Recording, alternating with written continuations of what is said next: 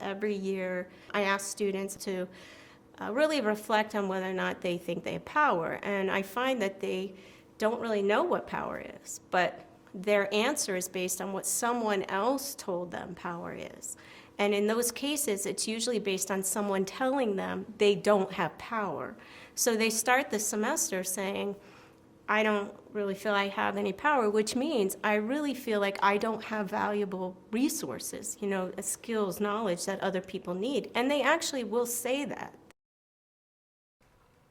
The Cooperative Leadership Strategy Games 2.0 project was born. People think of games, board games, tabletop games, any kind of game essentially as something fun, a pastime, a temporary diversion. But games, as I'm about to show you, can be so much more, much, much more. Cooperative Leadership Strategy Games are foundational to the types of professional and career situations that students will eventually face once they enter the workforce. The class I'm teaching is a team leadership class, and the class is designed for students to learn how teams have to work together for everyone to be successful. But what I found is that there was absolutely no way they could design a cooperative leadership strategy game that taught team leadership until they actually experienced a cooperative leadership strategy game. The term gamification is heavily used in just about every industry, as employers seek to find new and innovative ways to galvanize and inspire their teams. Ryan Bruns is a global industry executive and gaming expert with decades of experience. And Gabby Swab is a business professor who designs, publishes, and presents on the value of board games.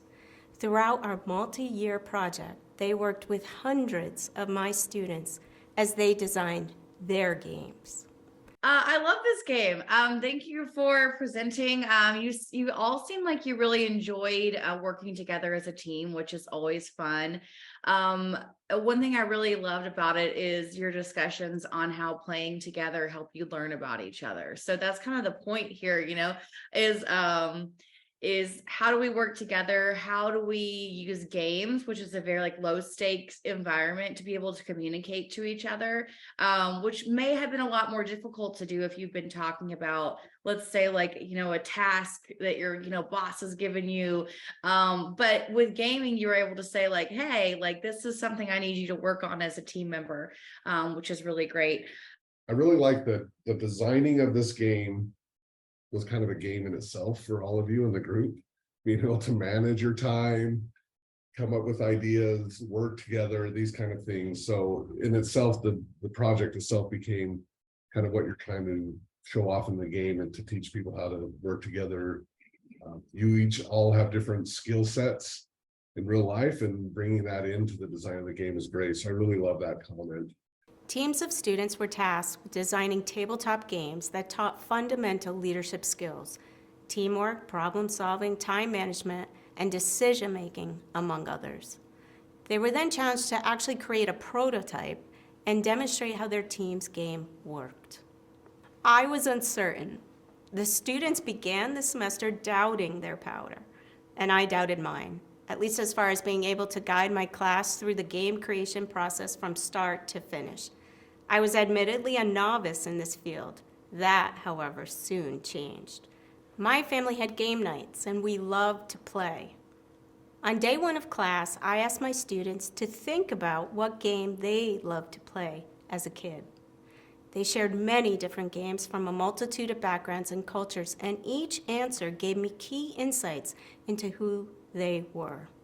The conversations I had with my class, my own in-depth research on gaming and design, and my determination to make this a successful project helped me discover the source of my own power. And it worked.